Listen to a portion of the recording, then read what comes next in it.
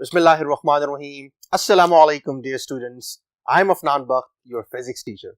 In today's lecture, we will understand a very important topic of electrostatics, that is Gauss's law. Now, Gauss's law actually gives us electric flux, but electric flux through a closed surfaces.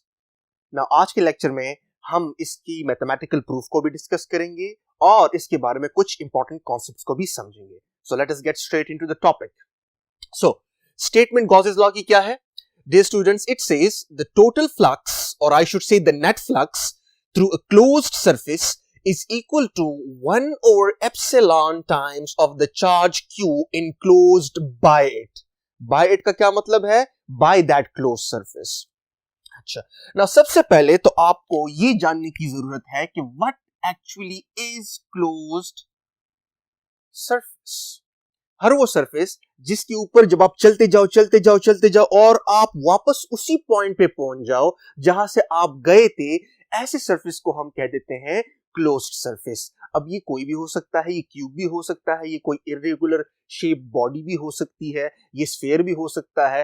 For example, अगर आप कोई Apple को consider करो या late us से mango को consider करो या वाटरमेलन को कंसीडर करो, all those surfaces are actually closed surface. Because आप इमेजिन करो कि अगर तो एप्पल के सरफेस पे एक चींटी मूव कर रही है स्ट्रेट लाइन में मूव कर रही है, सो आप देखोगे कि कुछ देर बाद वो वहीं पर पहुंच जाएगी जहां से वो गई थी. So all these surfaces are closed. So close surface को हमने समझ लिया डियर स्टूडेंट्स. अब आते हैं इसकी मैथमेटिकल फॉर्म पर. Now this is the mathematical form of Gauss's law, जो इन्हीं अल्फाज को हमने मैथमेटिक्स की शक्ल में लिखा है. व्हाट डज इट से? It says that the flux, जो कि आप पहले से भी समझ गए हो, जो कि हम पहले लेक्चर में पढ़ गए हैं, flux through a close surface, close surface मैंने इसके साथ सबस्क्रिप्ट में लिखा है ताकि आपके लिए आसानी हो, is equal to 1 over epsilon times of the charge enclosed by that surface. याद रखिएगा, this is very important point dear students, कि ये जो चार्ज होगा जो यहां पर इस इक्वेशन के अंदर आपको नजर आ रहा है, ये वो चार्ज है जो कि उस क्लोज्ड सरफेस के अंदर लाई करेगा. Now dear students, let us prove this equation. अब इस इक्वेशन को प्रूव कैसे करते हैं? हम क्या करेंगे, एक सिंपल तरीके से मूव करेंगे ताकि हमारे लिए आसानी हो. Consider a positive point charge placed in the centre of the sphere. एक पॉजिटिव पॉइंट चार्ज को लें और उसको एक स्फीरिकल बॉडी जो कि क्लोज सरफेस है उसके सेंटर पे रख दे. नाउ डियर स्टूडेंट्स, यहां पर मैं आपको एक बात बताता चलूं कि ये जरूरी नहीं कि हमेशा आपने यहां पर प्रूफ में जो क्लोज सरफेस को यूज करना है वो हमेशा स्फीयर ही हो. नहीं, आप यहां पर कोई भी इरेगुलर शेप बॉडी यूज कर सकते हो, आप यहां पर क्यूब यूज कर सकते हो. As long as it is closed, आप इसके थ्रू गॉसेस लॉ को प्रूव कर सकते हो. लेकिन डियर स्टूडेंट्स, हम प्रेफर वो केस करते हैं या वो क्लोज सरफेस करते हैं जिसके थ्रू हमारे लिए कैलकुलेशंस आसान हो जाए. और स्फीयर एक ऐसा क्लोज सरफेस है जो कि हमारे लिए बहुत इजी है अगर हम इसके थ्रू गॉसेस लॉ को प्रूव करें. सो इमेजिन कर ली एक पॉजिटिव पॉइंट चार्ज को जो कि क्लोज सरफेस के अंदर पड़ा हुआ है, and the close surface that we have considered is actually a sphere, और I should say a spherical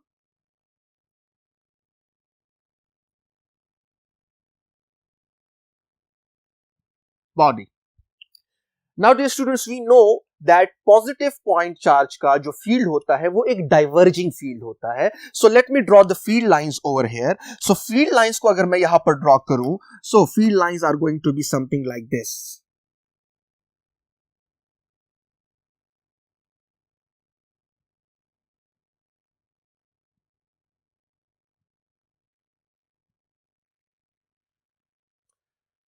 So इसका मतलब ये है कि इस कर्व्ड सरफेस के थ्रू फ्लक्स जो है वो निकल रहा है because field lines are moving through the surface of this spherical body. So अब हम यहां पर इस होल सरफेस के थ्रू फ्लक्स मालूम करना चाहते हैं. Now we do know the formula for the flux, that is flux is equal to E dot A, और ई डॉट ए को जब आप एक्सपैंड करो तो it is E A cause of theta. लेकिन डियर स्टूडेंट्स, हम ये इक्वेशन यहां पर डायरेक्टली यूज नहीं कर सकते. अगरचे हम यूज इसी को करने वाले हैं और इसी के थ्रू हम ये वाला इक्वेशन डिराइव करेंगे which is the most elegant form of this equation, लेकिन हम ये इक्वेशन यहां पर डायरेक्टली यूज नहीं कर सकते। नाउ डियर स्टूडेंट्स, क्यों यूज नहीं कर सकते? इमेजिन करें कि आपके पास फ्लैट एरिया हो, जिस तरह से हमने इलेक्ट्रिक फ्लक्स वाले लेक्चर में समझा था। सो अगर हमारे पास एक फ्लैट एरिया हो like this is the flat area, so इसके थ्रू फील्ड लाइंस ऐसे मूव कर रही हैं,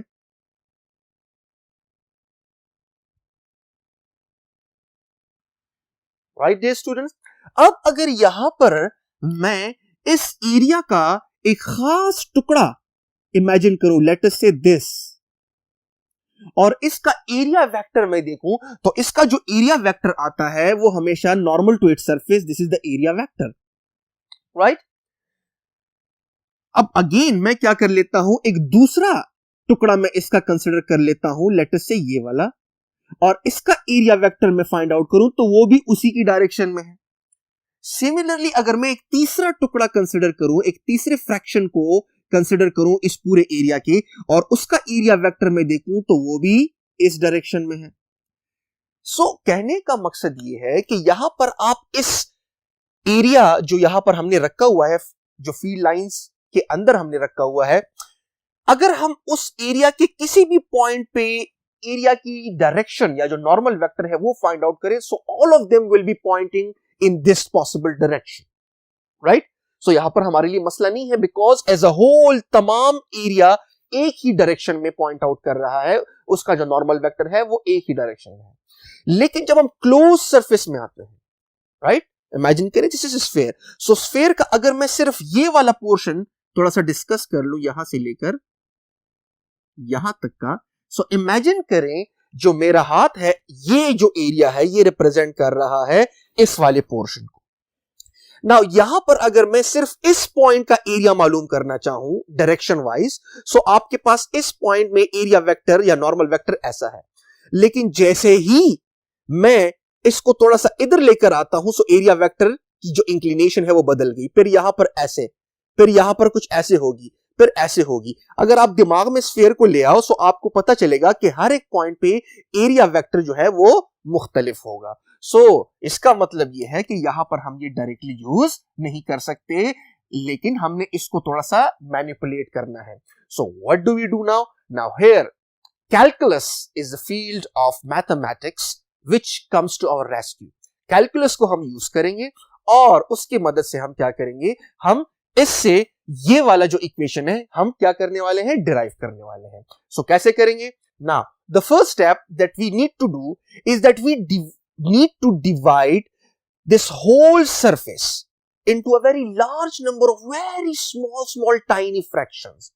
इन फ्रैक्शंस को हम कहते हैं इन्फिनिटेसिमल फ्रैक्शंस। देखिए इन्फिनिट से निकला है और एसिमल मींस स्मॉल, मींस कि हमने उसके इन्फिनिट टुकड़े करने हैं, small area, small patches, right. तो जब हम उसके इन्फिनिट टुकड़े करेंगे तो जो ईच पैच होगा वो इतना स्मॉल होगा, वो स्मॉल एरिया वो इतना स्मॉल होगा कि उस एरिया के अंदर जो वेक्टर होगा, एरिया वेक्टर और नॉर्मल वेक्टर, वो ऑलमोस्ट एक ही डायरेक्शन में पॉइंट आउट करेगा। अब मजीद इसकी प्रूफ को समझने के लिए हम जाते हैं नेक्स्ट बोर्ड पर। Now dear students, as I said earlier कि हम क्या करेंगे, हम उस क्लोज सरफेस को जो कि इन दिस डेरिवेशन मैंने एक स्फीरिकल बॉडी ली हुई है, उसको हम क्या करेंगे, उसको हम डिवाइड करेंगे into a very large number of very small fractions. अब यहां पर बजाहिर तो ये फ्रैक्शंस आपको बहुत बड़े नजर आ रहे हैं, ऑब्वियसली कि I have to explain it, so I have to draw it bigger ताकि आपको समझने में आसानी हो, लेकिन आपके दिमाग में होना चाहिए कि यहां पर ये फ्रैक्शंस इंतहाई स्मॉल है, इतने स्मॉल कि आपके पास हर एक एरिया के अंदर या उस फ्रैक्शन के अंदर एरिया वेक्टर बिल्कुल चेंज ही नहीं हो रहा। इसका मतलब यह है कि आपने उस सरफेस के ऊपर जो कर्व्ड है एक्चुअली, वो उस सरफेस के ऊपर आपने इतने स्मॉल फ्रैक्शंस ड्रॉ किए हैं कि within the boundary of that particular tiny small fraction the area vector doesn't change its direction. So यहां पर अगर मैं इन तमाम बॉक्सेस को या इन तमाम फ्रैक्शंस को नाम दे दूं, इमेजिन कर लें कि ये एरिया जो आपके पास है this one, let me make it visible to you. इसकी जो एरिया वेक्टर है वो पॉइंट आउट कर रही है let's say in this direction. Similarly, this one, इसका area vector let's say point out कर रहा है in this direction, right? Let me call it 1 and let me call it 2. So it will be n1 and it will be n2. Similarly, ये जो हमारे पास area vector है, ये जो हमारे पास फ्रैक्शन है, I should say, right? इसका area vector let's say point out कर रहा है in this direction. So let me call it 3. I mean, I will divide the whole surface into a large number of very small fractions. Let me say कि मैंने उसके n fractions कर दिए हैं. So मैं तमाम को इस तरह पॉइंट आउट कर देता हूं और आखिर में मैं आ जाता हूं. Let us say this is the nth fraction. Let us say this is the nth fraction. So this represents the direction of the nth fraction, right, dear students? Now n3. Now आपके दिमाग में होना चाहिए कि दरमियान में हमने already एक पॉजिटिव पॉइंट चार्ज रखा हुआ है. Now we can apply this formula that is flux is equal to E dot A, but ये हम अप्लाई करेंगे only to a small fraction. हर एक इंडिविजुअल फ्रैक्शन पे अब हम ये अप्लाई कर सकते हैं because with in the boundary of that small fraction area vector doesn't change. उसकी डायरेक्शन चेंज नहीं हो रही. क्यों चेंज नहीं हो रही? बिकॉज हमने बड़े स्मॉल फ्रैक्शंस कंसिडर किए हुए हैं. So now what we will do, now we will find out the flux through this patch, जिसको मैं फ्लक्स 1 कह देता हूं. सिमिलरली इसके थ्रू जो फ्लक्स होगा दैट विल बी फ्लक्स 2. इसके थ्रू जो फ्लक्स होगा that will be 3. And similarly आप जाते जाओ एंड आखिर में आपके पास आ जाएगा phi n. Right, dear students? So, अब यहां पर हमने क्या करना है कि the total flux through the whole surface will be equal to flux through area 1 or patch 1 plus flux through patch 2 plus flux through patch 3 and all the way into nth fraction. Right, dear students? So, हमारे पास यहां पर क्या होगा कि total flux हमें मिल जाएगा इन तमाम small tiny fluxes को ऐड करने से. So this is called what? The total flux will be equal to the sum of the individual fluxes through those tiny fractions. So let me call it equation number star because इसको हम आगे जाके use करने वाले हैं. Now dear students, अब हम each and individual flux को मालूम करते हैं. Now flux through 1 is actually equal to E1 dot A1, जो कि एक्सपैंड होके आ जाता है E1 A1 cos of the angle between E1 and A1. Now यहां पर dear students आपको एक चीज क्लियर होनी चाहिए and you have to visualize this thing in your head. और वो क्या है? वो ये है dear students कि अगर मैं स्फीयर को लेता हूं सो हर एक एरिया और उसके थ्रू जाने वाला या उसके थ्रू मूव होने वाला हर एक इलेक्ट्रिक फील्ड लाइन आपस में क्या है? पैरेलल है. बिकॉज वी नो कि यहां पर आपके पास जो पॉजिटिव चार्ज है उसका फील्ड जो है वो फैलता है in all the possible direction, like this, like this, like this. So हर एक पैच के थ्रू जो फील्ड लाइन है वो उस पैच के एरिया वेक्टर के साथ क्या है? वो पैरेलल है. So यहां पर आपके पास क्या आ रहा है कि angle between E1 and A1 will be 0 degree and cos of 0 is 1. So आपके पास रिजल्ट आ जाएगा E1 A1. Similarly, angle between E2 and A2 will also be 0. So cos of 0 is 1. So again आपके पास आ जाएगा E2 A2. Similarly यहां पर आप 0 degree put करोगे so it will be E3 A3 and all the way in आपके पास आ जाएगा. यहां पर जब आप 0 पुट करोगे 0 डिग्री जितने भी स्मॉल पैचेस हैं मैं n तक डायरेक्ट आ गया हूं. So it will be equal to E N A N. So now what we have to do, we have to put all these values in equation star. So जब मैं equation number star में ये तमाम values put करता हूं सो आपके पास situation कुछ ऐसे आ जाती है कि flux 1 is equal to E1 A1 plus E2 A2 plus E3 A3 and all the way into En into AN. सो ये आपके पास आ गया. अब यहां पर डियर स्टूडेंट्स एक चीज का आपको ख्याल करना होगा, वो क्या है? जैसे ही हमने डेरिवेशन स्टार्ट की, सो मैंने कौन सा चार्ज एज्यूम किया हुआ था? That was point charge. And point charge के लिए आपको याद होना चाहिए कि पॉइंट चार्ज के लिए जो इक्वेशन आता है, that is E is equal to K Q divided by R square, यानी कि जो इलेक्ट्रिक फील्ड इंटेंसिटी है वो वेरी करती है inversely with the square of the R. और चूंकि हमने क्या कंसिडर किया हुआ है, एक स्फेरिकल बॉडी, जिस तरह से मैं पहले भी कह चुका था डियर स्टूडेंट्स कि हम स्फेयर को क्यों यहां पर यूज कर रहे हैं, ताकि हमारी कैलकुलेशंस आसान हो। So now this is the point जो कि आपको पता चलेगा कि हमारी कैलकुलेशंस कैसे आसान हो रही है। सो नाउ देखते ही जाएं डियर स्टूडेंट्स। अब यहां पर चूंकि हमने स्फेयर को इमेजिन किया हुआ है, सो अगर मैं स्फेयर लेता हूं, लेट अस से दिस इज स्फेयर, सो यहां पर सेंटर पे हमें चार्ज रखा हुआ है। सो यहां पर अगर कोई एरिया होगा, उसका यहां से जो फासला है, let me call it R, so यहां पर जो एरिया होगा, इसका यहां पर से जो फासला होगा वो भी आर ही होगा। सिमिलरली यहां पर अगर कोई एरिया है, उसका यहां से जो फासला होगा वो भी वही आर के बराबर होगा। कहने का मकसद ये है कि उस स्फेयर के ऊपर जितने भी पॉइंट्स होंगे, उन तमाम का उस पॉइंट चार्ज से फासला क्या रहेगा? सेम रहेगा। सो इसका मतलब यह है कि आर सारों के लिए क्या हुआ? सेम। और जब आर सारों के लिए सेम हुआ, तो सरफेस के ऊपर इलेक्ट्रिक फील्ड की शिद्दत हर एक पॉइंट पे क्या है? वो सेम है। इसका मतलब ये हुआ कि हर एक एरिया के थ्रू जो फील्ड लाइंस पास हो रही हैं वो सेम है, यानी कि इलेक्ट्रिक फील्ड की शिद्दत सेम है। सो यहां पर अगर इलेक्ट्रिक फील्ड सेम है, सो मुझे इस सबस्क्रिप्ट्स लगाने की कोई जरूरत नहीं है इलेक्ट्रिक फील्ड के साथ। इसलिए डियर स्टूडेंट्स, बिकॉज सबस्क्रिप्ट हम तब पुट करते हैं जब हमारे पास दो चीजों के दरमियान डिफरेंस हो, लेकिन अगर वो दोनों चीजें सेम हो तो हमें सबस्क्रिप्ट पुट करने की कोई जरूरत नहीं है। सो यहां पर मैं कह सकता हूं, let me right it over here, कि सिंस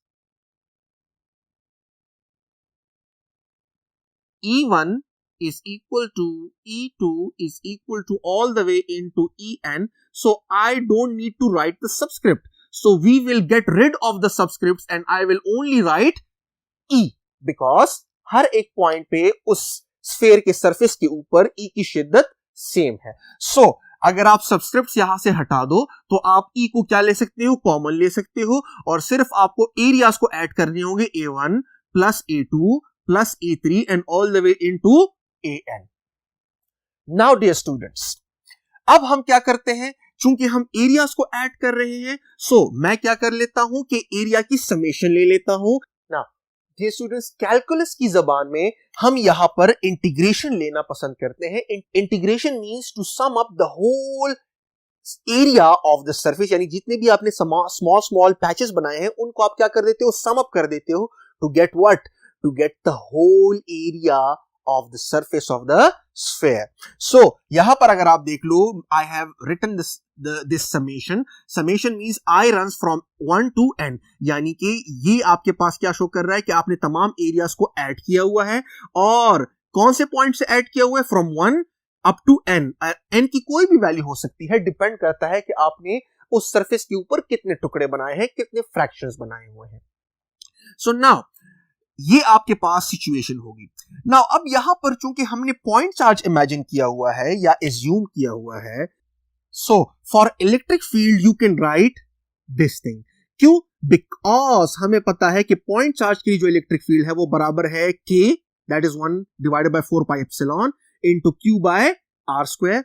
एंड यहां पर एक पॉइंट बहुत इंपॉर्टेंट है, वो ये है कि ये जो मैंने एरिया लिया हुआ है जो कि रिप्रेजेंट करता है the area of the whole surface of the sphere, the area of the whole surface of the sphere is given by this formula, that is 4 pi R square. अगर आपको आपके फर्स्ट ईयर की first chapter में steradian का topic याद हो, तो वहां पर आपके पास जब आप whole area of the surface of the sphere लेते थे तो आपने क्या लिखना होता था? 4 pi R square. So this represents the electric field of a point charge, जो कि इसको रिप्रेजेंट कर रहा है, और इस वाले पोर्शन को जो हमने सम किया हुआ है, the area of the whole surface of the sphere, ये बराबर है 4 पाई आर स्क्वायर के, where R is the radius of the sphere. So यहां पर हम कैंसलेशन कर लेते हैं, 4 पाई और 4 पाई आपस में कट जाएंगे, एंड आर स्क्वायर आपस में कट जाएंगे and we will be left with what 1 divided by epsilon multiply by the charge. लेकिन कौन सा चार्ज? वो चार्ज जो कि इस सरफेस के अंदर क्या है? enclosed। This is very important dear students. So यहां पर मैं इसके साथ सबस्क्रिप्ट में क्या लिख लेता हूं? स्मॉल सा enclosed। And now this is the flux जो कि क्या है? Through a closed surface. Now dear students, this law is called what? Gauss's law. So the flux through any closed surface, CS I'm writing, CS means closed surface, is actually equal to 1 over epsilon times of the charge enclosed. Now dear students, अब हम इसके बारे में, इस Gauss's law के बारे में कुछ बहुत इंपॉर्टेंट पॉइंट समझने वाले हैं. So let us move on to the next board. Now dear students, we will understand some conceptual points about Gauss's law.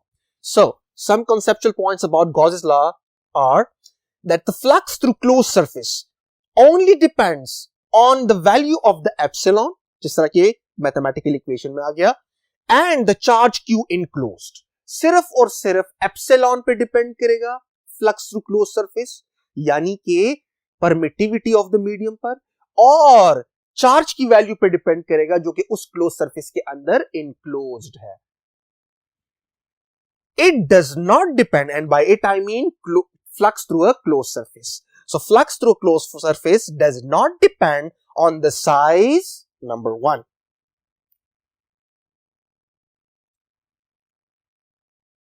Or shape or geometry. Shape और ज्योमेट्री ऑलमोस्ट एक ही चीज है of the close surface. As long as the surface is closed, it doesn't matter कि उसका shape क्या है और उसका साइज क्या है, अगर तो आपने दो चीजों को चेंज नहीं किया. Number one, charge enclosed, and number two is कि मीडियम क्या है, आपने उस स्पेस को किस मीडियम से भरा है. अगर आपने मीडियम और चार्ज जो कि इनक्लोज्ड है उस क्लोज सरफेस के अंदर, अगर आपने उसको किसी भी तरह से चेंज नहीं किया, सो उसके बाद उस क्लोज्ड सरफेस का ना तो साइज मैटर करता है और ना उस क्लोज सरफेस का शेप या ज्योमेट्री मैटर करती है. फ्लक्स की वैल्यू कांस्टेंट यानी है इररिस्पेक्टिव ऑफ द साइज और shape of the close surface. Let us discuss this point. सबसे पहले साइज को डिस्कस करते हैं. नाउ साइज को कैसे डिस्कस करते हैं देखते जाएं. यहां पर मैंने दो स्फेरिकल ऑब्जेक्ट्स आपके सामने बनाए हुए हैं. नाउ आपको क्लियर नजर आ रहा है कि एक का साइज थोड़ा सा कम है और दूसरे का साइज थोड़ा सा ज्यादा है. नाउ डियर स्टूडेंट्स, अगर मैं ऐसे कर लूं कि मैं एक पॉजिटिव पॉइंट चार्ज को कंसिडर कर लूं right at the centre of this sphere, late me call this charge Q. And बिल्कुल सेम मैग्नीट्यूड वाला पॉइंट चार्ज मैं यहां पर इस स्फीयर के सेंटर पर भी रख दूं. अच्छा, नंबर वन. दूसरा, अब अगर यहां पर मैं एक खास किस्म का मीडियम कंसीडर करूं, let us say medium of the free space, right. So आपके पास जो परमिटिविटी की वैल्यू आ जाएगी वो आ जाएगी एप्सिलॉन नॉट, और यहां पर भी मैं फ्री स्पेस ही इमेजिन कर लूं या कंसीडर कर लूं तो यहां पर भी एप्सिलॉन नॉट है. सो गॉसेस लॉ हमें ये बताता है कि इसके थ्रू जो फ्लक्स है वो एग्जैक्टली सेम होगा जितना यहां पर फ्लक्स है. क्यों? बिकॉज यहां पर जो चार्ज है एग्जैक्टली यहां पर भी वही चार्ज इनक्लोज्ड हुआ है बाय द क्लोज सरफेस, और यहां पर जो मीडियम है यहां पर भी वही मीडियम है. So flux through close surface depends on what, कि चार्ज कितना है, बिकॉज चार्ज की वजह से इलेक्ट्रिक फील्ड की इंटेंसिटी जो हो हम ज्यादा कम कर सकते हैं. और दूसरा कि आपने यहां पर मीडियम कौन सा भरा हुआ है, बिकॉज मीडियम जो है वो उस इलेक्ट्रिक फील्ड लाइंस को पलने फूलने का मौका फराहम करता है, या आप कह सकते हो कि फराहम नहीं करता, राइट. डिपेंड करता है on the nature of the medium. So अब यहां पर साइज को हम डिस्कस करने वाले हैं. सो अब इसको समझने का एक बड़ा आसान तरीका है. स्टूडेंट्स कहेंगे कि सर अगर आपने पॉइंट चार्ज लिया हुआ है, सो पॉइंट चार्ज के लिए E is inversely proportional to R square. So चूंकि यहां पर R जो है, यहां पर जो R है वो कम है, सो यहां पर सरफेस के ऊपर इलेक्ट्रिक फील्ड की जो इंटेंसिटी है वो क्या होनी चाहिए, ज्यादा होनी चाहिए.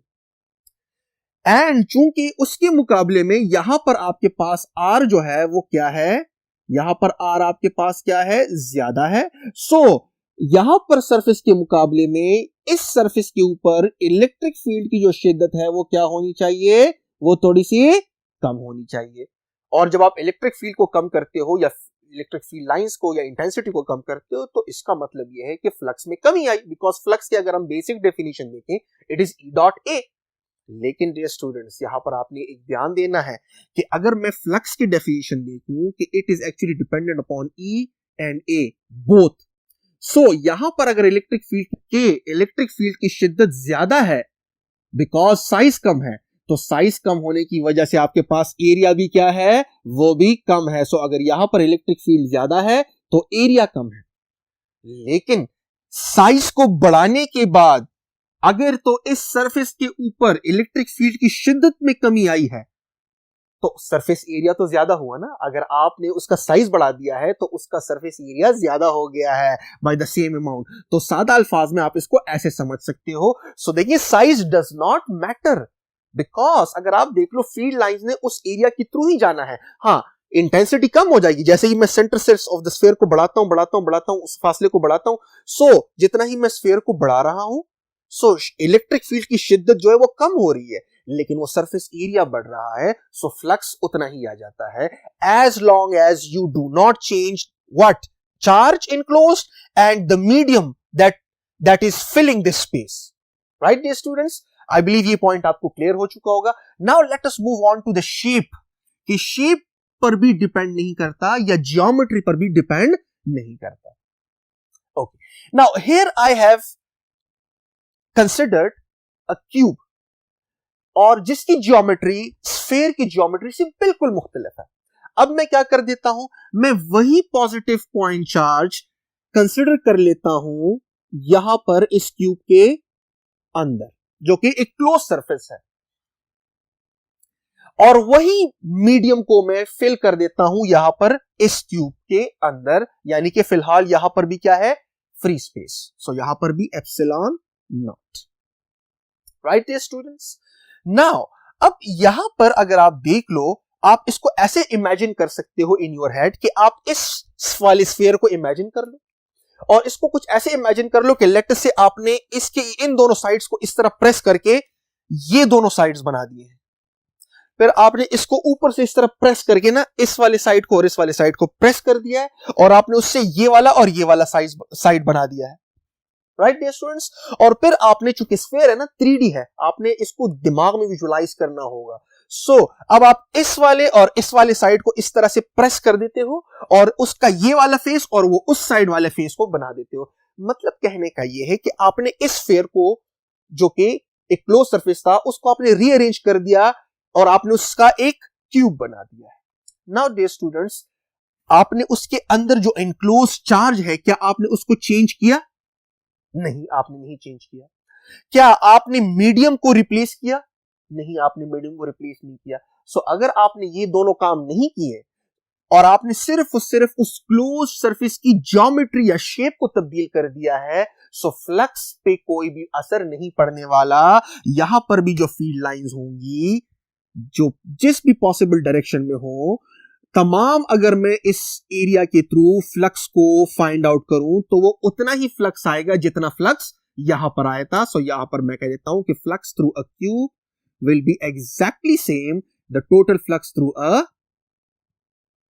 sphere, because न तो मैंने चार्ज की मैग्नीट्यूड को चेंज किया है जो enclosed है in that surface, right, closed surface I should say, और ना मैंने मीडियम को चेंज किया हुआ है। हाँ, यहां पर कैलकुलेशंस करने में हमें बहुत मुश्किल होगी, बिकॉज अगर यहां पर आप देखते हैं तो यहां पर हर एक ए जो नॉर्मल वेक्टर है और हर एक ई के दरमियान एंगल क्या था, 0 था, जिस तरह अभी हमने प्रूफ में या डेरिवेशन में किया। लेकिन यहां पर अगर आप देख लो तो यहां पर अगर मैं कोई एरिया कंसीडर करूं, सो नॉर्मल वेक्टर यहां पर ऐसे है, लेकिन यहां पर अगर मैं एरिया कंसीडर कर लूं सो यहां पर इलेक्ट्रिक फील्ड लाइंस ऐसी हैं, जबकि नॉर्मल वेक्टर एरिया का यहां पर ऐसे है। सो एंगल आपके पास ये बना। सो डजंट मैटर, अगर आप इस तरह जाते हो तो एंगल बढ़ रहा है ई और ए के दरमियान, लेकिन जब आप इस तरफ आते हो तो फिर वही एंगल क्या हो रहा है, कम भी तो हो रहा है। राइट। सो आपने इसको इमेजिन करना है इन योर हेड। कैसे करना है? ऑल इमेजिन कर ले इसको, राइट। और फिर एरियाज और एज के दरमियान जो है वो एंगल्स क्या करते जाएं, ये एरिया वेक्टर और ये ई वेक्टर, सिमिलरली ये ई वेक्टर और ये यहां पर एरिया वेक्टर। सो आप इमेजिन करते जाएं, आपको खुद ब खुद ये दिमाग में विजुअलाइज हो जाएगा।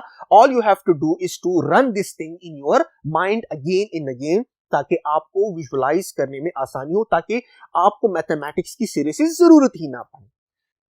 सो डियर स्टूडेंट्स, आज के लेक्चर में हमने समझा गॉसेस लॉ को, जो कि हमें फ्लक्स थ्रू क्लोज सरफेस के बारे में इंफॉर्मेशन देता है।